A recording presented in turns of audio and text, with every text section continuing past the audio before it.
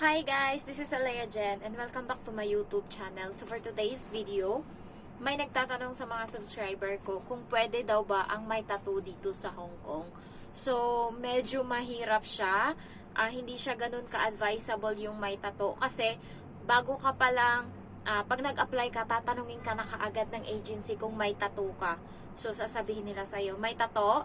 Sabihin mo maliit lang po. So sabihin nila sa'yo na sabihin mo mamaya sa agency ng Hong Kong na may tattoo ka. Kasi mostly guys, sa mga agency sa Hong Kong, mahirap yung may tattoo. Sa ano naman, sa agency sa Pinas, walang problema, tatanggapin ka nila.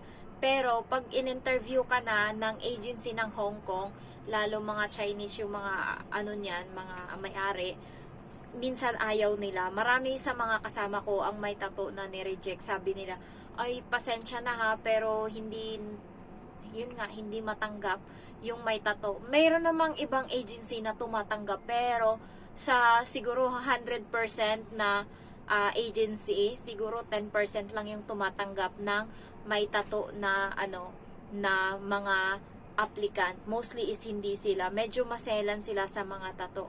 Dito sa Hong Kong, ayaw nila, yung mga Chinese, ayaw nila ng may mga tattoo. Nakakalusot lang tong iba, yung mga nandito na, may mga tattoo na yan sila. Kasi dito sa Hong Kong, marami na dito yung nagtatato. So, okay lang. Kasi yung sa kaibigan ko, malapad yung dito sa may hita niya, dito sa may braso, dito sa may, yung dibdib, yung mga hindi kita. Pwede lang yun. May mga iba na yung mga amo nila is, mga lantara na yung mga tattoo nila, walang problema.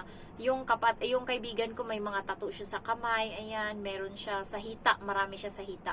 So, ang problema lang talaga, paalis ka ng Pinas. Kapag nag-apply ka sa Pinas, tapos may tattoo ka, medyo mahirap, tapos first timer ka, mahirap kang makahanap ng employer and agency na tatanggap sa'yo dito sa Hong Kong. Agency ng Pinas, walang problema pag may tattoo ka.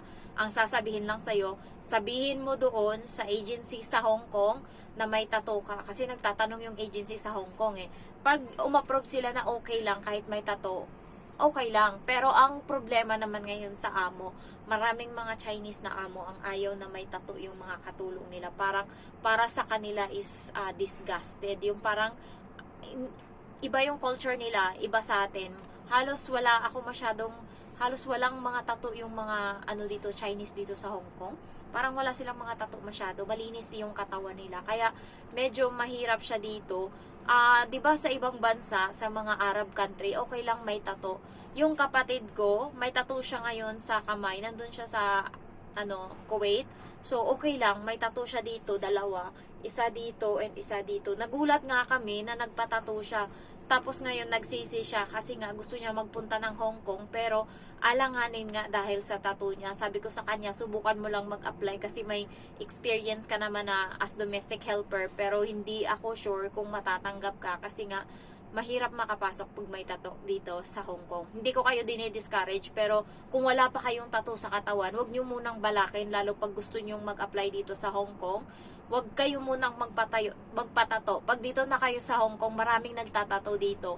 1,400 sa natin, sa pera natin, minimalist na tattoo na yon. So, maraming nagtatato dito mga Pilipino. Halos maraming mga Pinay dito ang may mga tattoo. Malalaki pa, as in.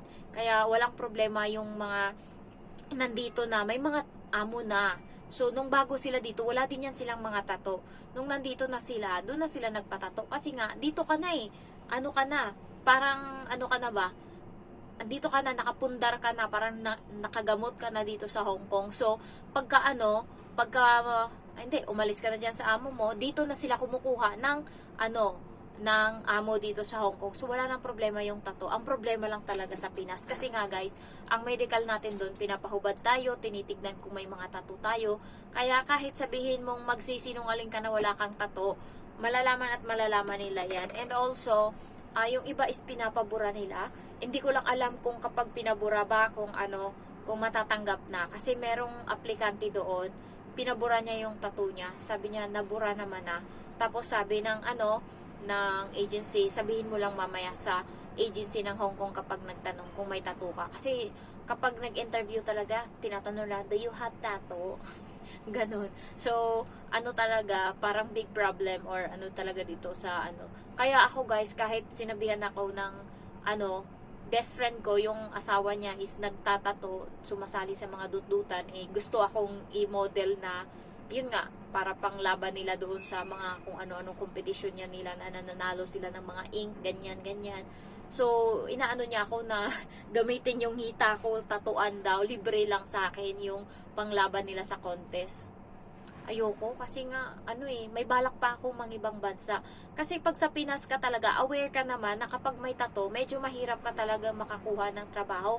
Kahit nga sa mall kapag sa Manila ka, parang ang ano, pag may tattoo ka, medyo mahirap ka talaga makakuha ng trabaho. Kasi yun yung parang basihan nila pag may tattoo. Kaya medyo mahirap-hirap din. Nakakapagtattoo lang tong ibang mga nagtatrabaho sa Manila kasi nga hired na sila, regular na sila, katulad ng mga kasama ko nung na regular na sila sa company namin, tsaka na sila nagpatato, pero doon lang sa mga area na tago na hindi ganun kakita. So marami dito sa Hong Kong nagpapatato sa dede, sa hita, sa paa, ayan, sa mga hindi kita ng amo kung Chinese yung amo. Pero kapag ano naman, kapag mga kano, okay lang yan kahit may tattoo ka, walang problema yan sa kanila. So sana nasagot ko yung tanong nyo. Medyo mahirap siya makahanap ng agency dito sa Hong Kong yung may tattoo. Medyo mahirap. Kung sa first timer na walang tattoo versus first timer na may tattoo, ang makukuha is yung first timer na walang tattoo. Yun yung pinaka-choices. Maliban na lang kung meron kang experience. Halimbawa, aside sa may tattoo ka, ano pang ipagmamalaki mo? Ipagmamalaki ko is naka-finish ako ng contract sa Middle East ng 8 years ako doon. So, yun, malaking achievement yun. So, medyo matakpan-takpan yung pagiging meron kang tattoo. Hindi naman sa dinidiscriminate yung may mga tattoo. Pero dito sa Hong Kong, mostly, ayaw ng mga amo yung may tattoo.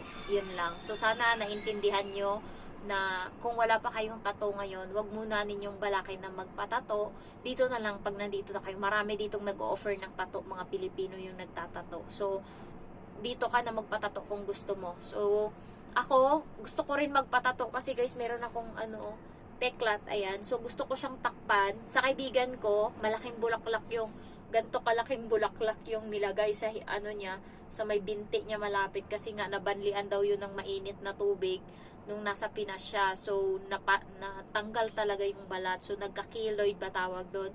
So, parang eto, ganyan. So, gusto kong takpan to, pero hindi pa ngayon. Baka sa susunod na pag may stable na job na ako or okay na, ayan, takpan ko lang tong dalawa na to, ayan, ayan, gusto kong takpan kasi nga napakalaki talaga niya. So siguro minimalist lang, lagyan ko lang yan ng buwan or bulaklak, ayan, para matakpan lang. So ayan, dito na lang kayo magpatato kung gusto nyo. Pag naman, apply lang kayo na wala kayong tattoo, malinis kayo. Tapos pagdating dito, tsaka nyo na yan problemahin yung tattoo nyo, tsaka na kayo magpatato pag nakaano-ano na kayo dito sa Hong Kong. Gamay nyo na ba kung ano yung mga So anytime ngayon, pwede na ako magpatato kung gugustuhin Kasi natatakpan naman yung pero ayoko. Parang madumi lang siya sa katawan din sa akin. Sunod na siguro. Ngayon muna, bata-bata pa ako, gusto ko munang i-enjoy yung katawan ko na wala pang tato. Pero maganda din siya kasi art din. Yun nga lang, may ibang mga na mas less yung opportunity sa mga taong may tato kaysa sa meron. So, ayun lang guys. Sana na-explain ko. And merong tumatanggap na agency, okay? Pero sa 10 agency, isa lang. And yun pa, sasabihin pa sa'yo, depende sa agency ng Hong Kong kung papayag sila na may tato ka tapos i-hire ka. So, ayun lang guys. Thank you for watching and I love you all. Bye-bye!